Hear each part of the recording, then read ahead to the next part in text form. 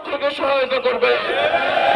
আমরা চাই সৎ নেতৃত্ব, আমরা চাই মেধাবী নেতৃত্ব, আমরা চাই যোগ্যতা সম্পন্ন নেতৃত্ব, আমরা চাই এমন নেতৃত্ব পুরনো সকল ব্যবস্থাকে ভেঙেছে, নতুন সমৃদ্ধশালী ঐক্যবদ্ধ বাংলাদেশ গড়ে তুলবে ইনশাআল্লাহ।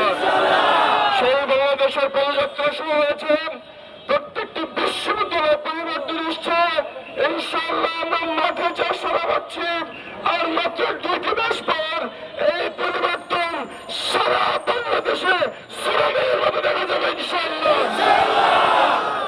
আমরা সবাই মানুষের কাছে যাচ্ছি, মানুষের কথা শুনছি এবং ইনশাআল্লাহ মানুষকে সাথে নিয়ে বাংলাদেশের বিপ্লবের সূচনা আমরা করবো ইনশাআল্লাহ। আজকের গণমিছিল শুধু একটি প্রচারণা মাত্র, কিন্তু আমাদের সমর্থন মাঠ ঘাট সব জায়গায় পেরিয়ে এখন সারা বাংলাদেশে উচ্চ প্রবাসীদের মধ্যে সে সমর্থন দেখা যাচ্ছে মাশাআল্লাহ।